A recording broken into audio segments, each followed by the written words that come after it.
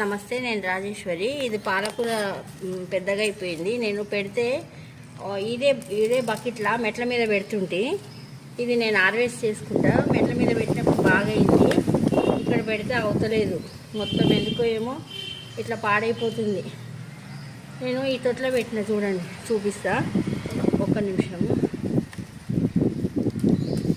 ఈరోజు పాలకూర, తోటకూర కూడా ముదిరిపోయిందండి, కొంచెం ముదిరిపోయింది.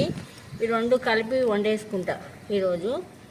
ఇంకో మొత్తం ఇట్లా మొత్తం వేసిన, చూడండి, ఒక్కవైపే వచ్చింది. ఇంకో పూలు అయినాయి, చూడండి, 3 పూలు అయినాయి. ఇంకా ఇక్కడ వేసిన దీంట్లో అంతా అసలు మొత్తం పోయింది. మళ్ళీ ఎందుకేమో మళ్ళీ వేసుకుంటా. ఇంకో ఇక్కడ కూడా ఉంది, ఇందులో బాగానే వచ్చింది. ఇది లేతగానే ఉంది, అది మటుకు ముదిరిపోయింది బాగా. ఇంకా కలిపి వండేసుకుంటా ఈరోజు. ఇక తోటకూర కూడా చూపిస్తా మీకు. తోటకూర కూడా కొంచెం ముదిరిపోయింది, తెంపలేదు. నేను ఎర్ర తోటకూర విత్తనాలు తెచ్చుకున్నా, అవి నాటేసుకుంటాండి, మీకు చూపిస్తా. అవి వచ్చినాక చూపిస్తా. ఇప్పుడు నాటేసుకున్నప్పుడు అందరికీ తెలిసిందే, మామూలుగానే నాటేసుకుంటాం కదండి. కాకపోతే మట్టిని ముందే రెడీ చేసుకొని నాటేసుకుంటే బాగుంటుంది.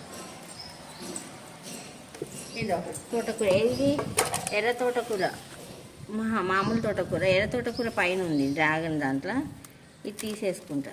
ఇది ఇట్లా ఉంది. సరేలే, ఈరోజు ఇదే వండుకుంటా నేను.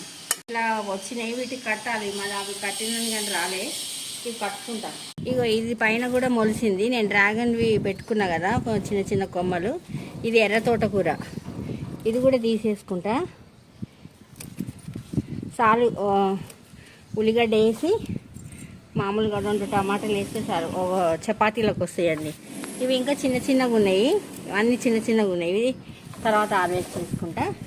నా వీడియో నచ్చితే లైక్ చేయండి, షేర్ చేయండి, సబ్స్క్రైబ్ కూడా చేసుకోండి. ఓం శ్రీ మాత్రే నమః.